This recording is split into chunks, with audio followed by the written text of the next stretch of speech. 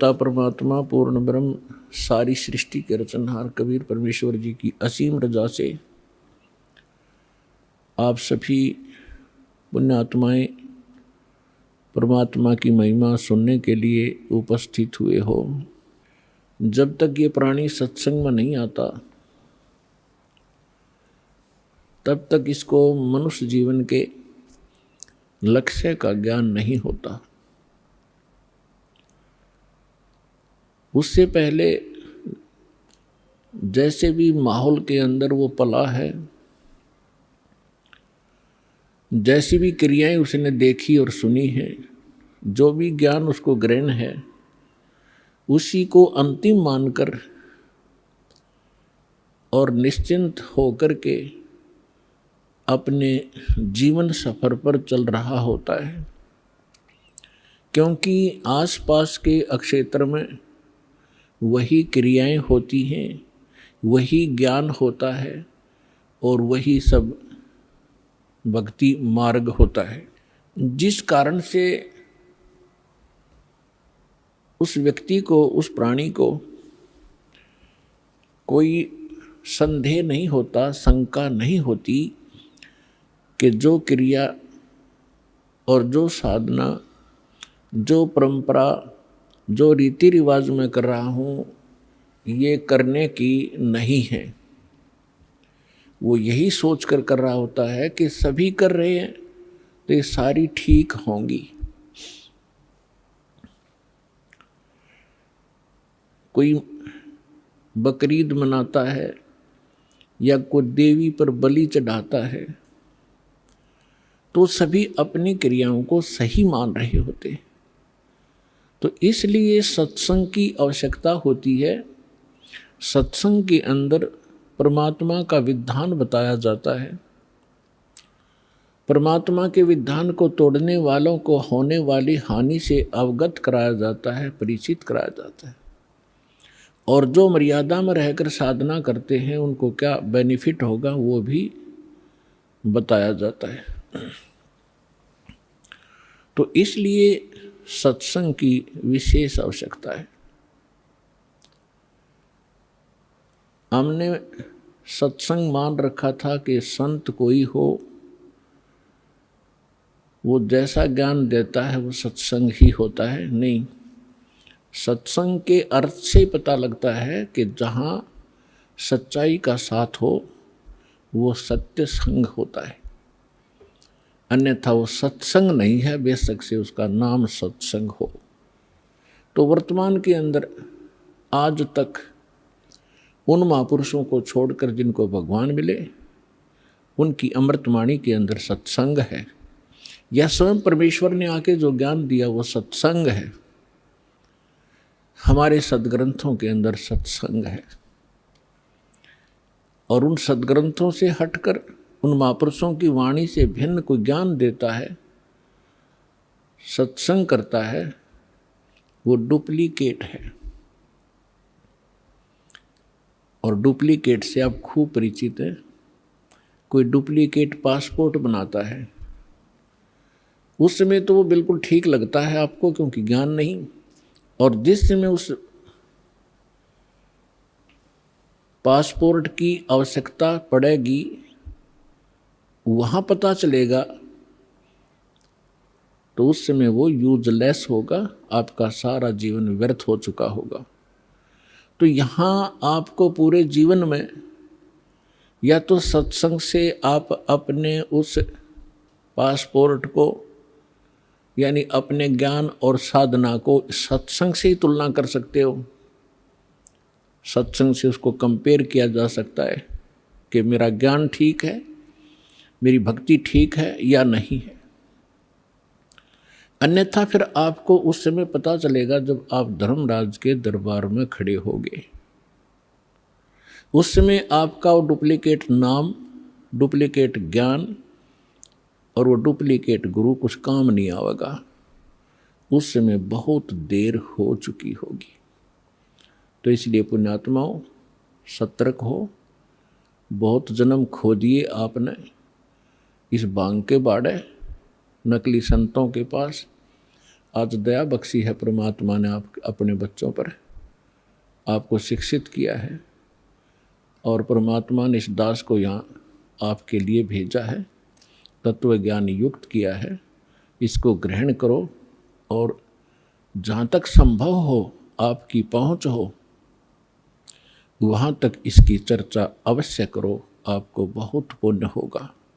जिस प्रकार जंगल में भटके हुए व्यक्ति को और कोई हाथ पकड़कर सही मार्ग पर लाकर खड़ा कर दे, कितना बड़ा उपकार होता है, इतना ही उपकार आपको होगा उन भटके हुए प्राणियों को जो काल के दूतों को फंस कर अपना जीवन नाश कर रहे हैं। उनको लाकर के बरवाला में दीक्षा दिला देने से आपको बहुत पुण्य होगा। जैसे परमात्मा ने यहाँ तक कहा है कि 1000 गऊ हत्ते में कोई काट रहा हो कसाई, और उनसे छुटवा कर उनको बाहर अच्छे चरागाह में छोड़ दिया जाए, तो इतना पुण्य उस प्राणी को होगा जो एक जीव को काल के खेमे से निकाल के और सतलोक आश्रम बरवाला में जोड़ देगा। ये सत्कर मान लेना, क्योंकि गलत साधना करके या भक्ति ना करके उस जीव को कितना कष्ट होना था भविष्य में। करोड़ों जीवन वो कुत्ते के भोगता, करोड़ों जीवन वो गधे के भोगता, लाखों जीवन वो कुत्ते कहीं पर और अन्य प्राणियों के भटकता, और फिर यहाँ आने के बाद उसका वो सारा झंझट समाप्त हो जाता। क्योंकि सतलोक आश्रम बरवाला में सत्संग है और सतगुरु है। इन दोनों की आवश्यकता जीव को होती है। आपका सौभाग्य है कि आपको अब वो मनुष्य जीवन भी है, सत्संग और सतगुरु दोनों उपलब्ध है। अब विलंब ना करना, सबको समझाओ, आपका परम कर्तव्य बनता है। हम भी ऐसे भटक रहे थे, धक्के खा रहे थे, अब पता चल रहा है पिछले जीवन में हमने क्या खट्या, कैसा जीवन नाश कर रहे थे, और खुश हो रहे थे क्योंकि कोई ये कहने वाला नहीं था कि तेरी दिशा गलत है, तेरा मार्ग गलत है, आप गलत जा रहे हो। कोई टोकने वाला नहीं था। तो तभी तो हमें सतर्क होना पड़ता है। कोई ये कहे तो इधर गलत जा रहे हो, तो विचार करना पड़ता बुद्धिमान व्यक्ति को, इसने कैसे कहा ये। तो विचार करेगा तो फिर वो उसको मार्ग को त्यागे भीगा। तो सत्संग में आने से क्या लाभ होता है? सतगुरु के उपदेश का लाया एक विचार, जय सतगुरु मिलते नहीं जाते नरक द्वार। नरक द्वार में दूत सब करते खेचातान, उनसे कभू ना छूटता फिर फिरता चारों खानी। चार खानी में भरमता कबहू न लगता पार, सो फेरा सब मिट गया मेरे सतगुरु के उपकार। 7 समुद्र की मसी करूं, लेखनी करूं बन राय, धरती का कागज करूं गुरु गुण लिख्यो न जाए। परमेश्वर ने अपनी महिमा बताने के लिए, आपको सही दिशा देने के लिए अधिक उदाहरण अपने ऊपर ही दिए हैं। क्योंकि परमात्मा कहीं खड़े हो जाते थे चौराहे पर और एक इकतारा लेकर के आवाज़ लगाते थे ताकि लोग इकट्ठे हों। जैसे कोई रीछ नचाने वाला खड़ा होकर डुडुगी बजाने लग जाता है, लोग अट्रैक्ट होते हैं, क्या हो रहा है देखें जाकर। तो आपके लिए परमात्मा ऐसे खड़े कर रहा है, ऐसे धाड़े भुगत रहा है, किसी प्रकार तुम्हें बुद्धि आवे। आप कहाँ पड़े हो, कभी विचार नहीं लगाया आपने। इस झूठे सुख को सुख कह ये मान रहा मनमोद, यू सकल चबीना काल का कुछ मुख में कुछ गोद। तो खड़े होकर कहा करते परमात्मा, सतगुरु के उपदेश का लाया एक विचार, जय सतगुरु मिलते नहीं, जाते नरक द्वार। तो परमात्मा ने पद्य भाग का सहारा इसलिए लिया क्योंकि हमारे अंदर एक विकार है कान का, जो हम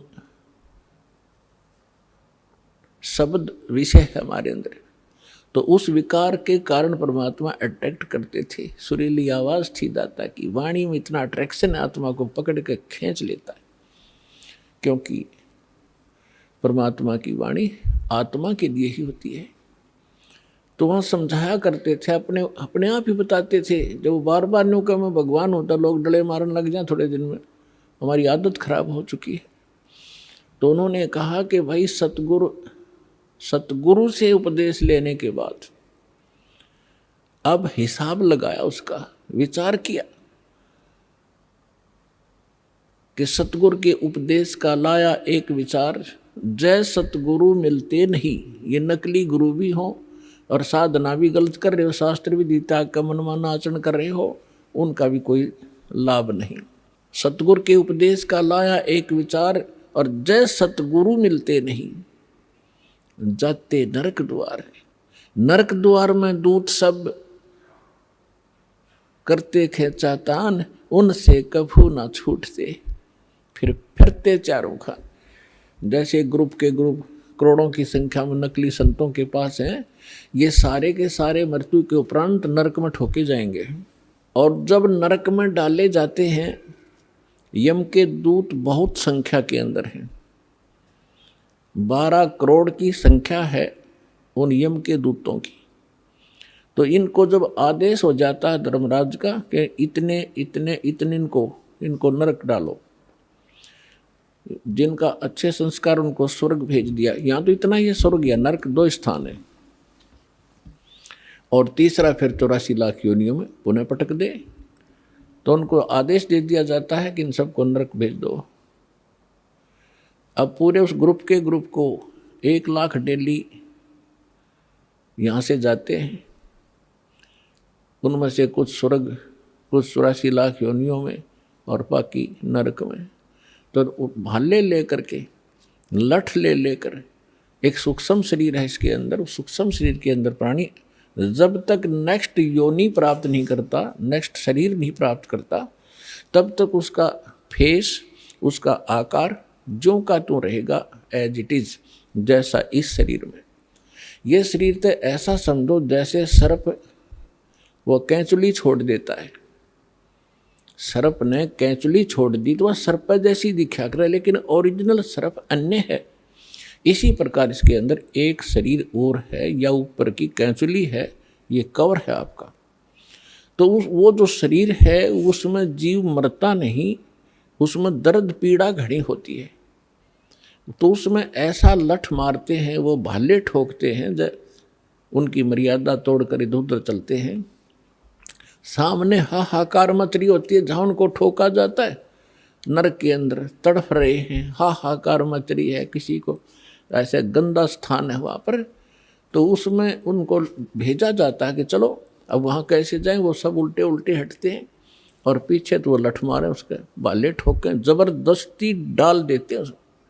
तो परमात्मा कहते हैं नरक द्वार में दूत सब वहाँ करते खेचाताड़, हम वापस भागेंगे, वो ठाठा पटकेंगे और उनसे कभू ना छूटता। उसके बाद फिर फिरता चारों खानी, 4 खानी में, ये 84 लाख योनियों के शरीरों में, 4 खानी में भरमता में कभू ना लगता पार।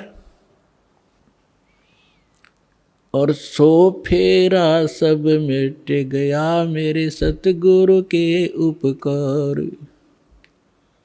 क्यों सारा झंझट बाईपास कर दिया उस सतगुरु ने। इतने दुख आपकी बला टलेगी इस सच्चे नाम को लेने से, कबीर परमात्मा की शरण में आने से, सतलोक वाश्रम बुरवाला में आकर दीक्षा ग्रहण करने से। फिर परमात्मा कहते हैं ऐसे सतगुरु के फिर गुणगान क्या करूं। आप तो बालक हो, कोई दूसरी कक्षा का, कोई पहली कक्षा का, कोई वैसे सत्संग सुन करने के लिए आया है।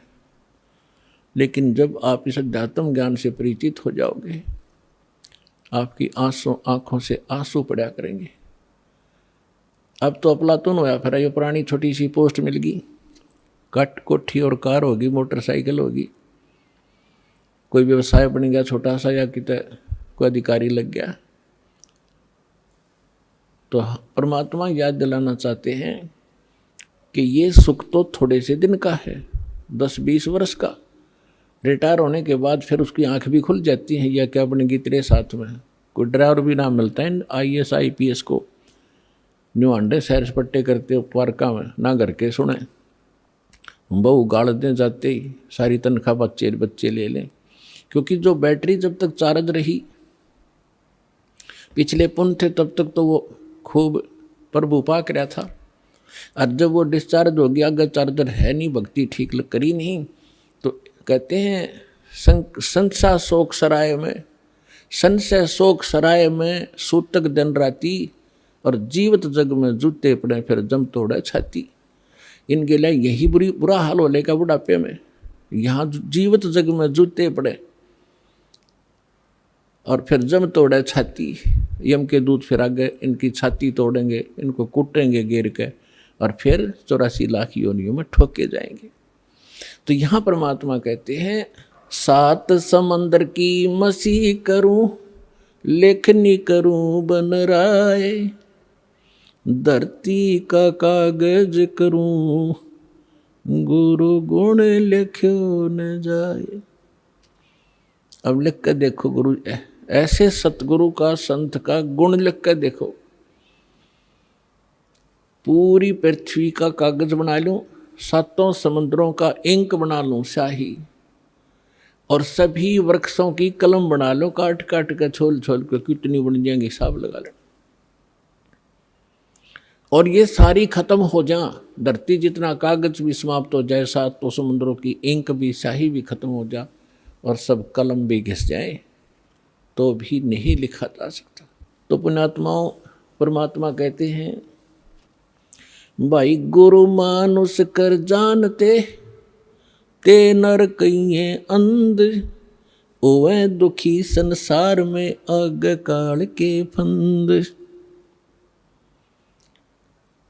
फिर क्या बताते हैं परमात्मा,